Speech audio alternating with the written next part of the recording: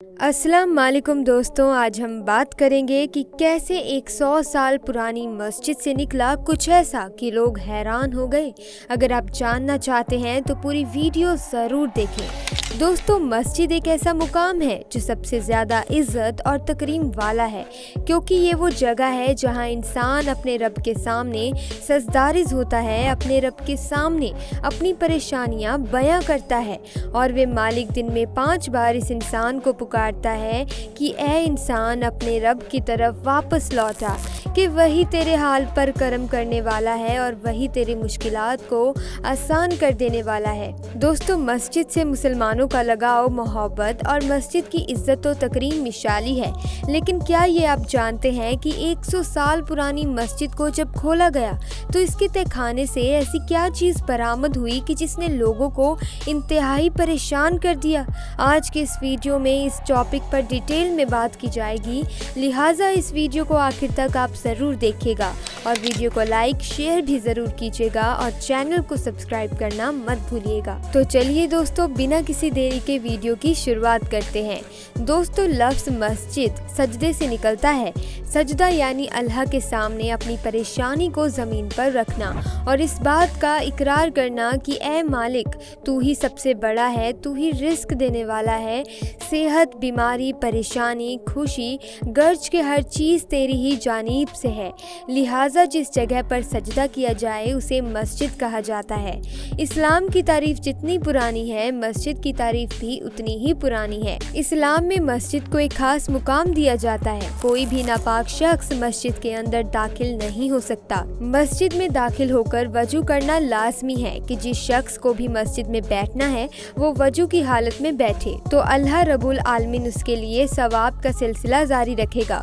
और इसके साथ साथ ये भी मशरूम तरीका है कि जब भी कोई भी शख्स मस्जिद में आए तो वे वजू के 2 नाफिल भी अदा करे और मस्जिद में आने के भी 2 नफिल अदा करे, जिससे अल्लाह रब्बुल आलमीन उस शख्स की बख्शीश का सामान पैदा करते हैं। दोस्तों, पुरानी मस्जिद की तारीफ कई कहानी किताबों में मिलती हैं। इन मस्जिद के अंदर से ऐसी चीज़ बरामद हुई है जिसमें कुरान करीम के पुराने नुस्खे, औलिया अल्लाह की इस्तेमाल शुदा आशिया जा नमाज, उनके कपड़े, उनके इस्तेमाल में रहने वाली आशिया भी मिली, जिन्हें लोगों ने अपने यहाँ महफूज कर लिया। पाकिस्तान में इसकी सबसे बड़ी मिसाल बादशाही मस्जिद है, जहां पर मस्जिद के साथ एक लाइब्रेरी और म्यूज़ियम भी कायम किया गया है।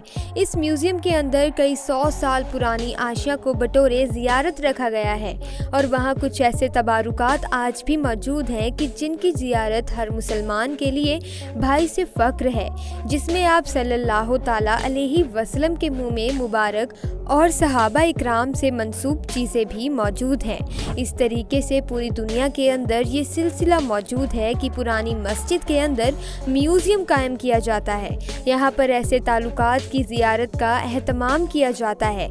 लेकिन क्या आपने ये सुना है कि किसी मस्जिद को जब खोला जाए और वे मस्जिद 100 बरस पुरानी हो तो इस मस्जिद के अंदर से इंसानों की हड्डियाँ तहखाने के अंदर से बरामद हो, यानी कंकाल बरामद हो।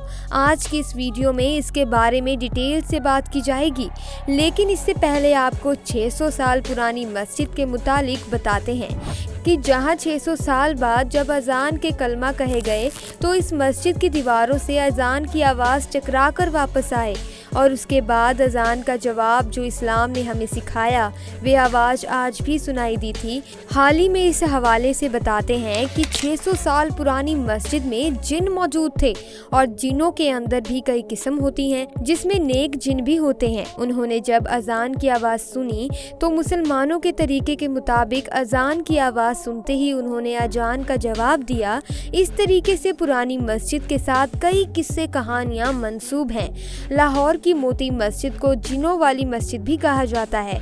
इसके मुताबिक ये बताया जाता है कि ये 200 साल पुरानी मस्जिद है और यहाँ पर आज मुसलमानों के साथ साथ जिन भी नमाज अदा करते हैं और अपनी इबादत करते हैं। दोस्तों अब आपको मस्जिद के मुतालिक बताते हैं कि भारत के अंदर यूँ तो मस्जिदों की बेहुरमती के कई वाक़यात भी सामने आए हैं, लेकिन क्योंकि हिंदुस्तान की तारीख बहुत पुरानी है, यहाँ पर मुसलमानों ने तबील आरसे तक हुकूमत की है, लिहाजा यहाँ पर बहुत सी मस्जिद मौजूद हैं। एक हालिया मस्जिद जिसके मुतालिक बताया गया है कि इसके 100 साल बाद खोला गया, लिहाजा यहाँ पर बहुत सी मस्जिद मौजूद हैं। एक हालिया मस्जिद जिसके मुतालिक बताया गया है कि इसे 100 साल बाद खोला गया, और वे इस सूरत में कि इसके नीचे मौजूद तहखाने का असर कदीमा के लोगों को जब अंदाज़ा हुआ तो इससे मस्जिद के फर्श की खुदाई करने के बाद इस तहखाने को भी खोला गया। अब नीचे काफ़ी अंधेरा था तो नीचे रोशनी का इंतज़ाम किया गया और कुछ लोग नीचे उतरे और देखा कि वहाँ पर तकरीबन 100 से ज़्यादा इंसानी जिस्म के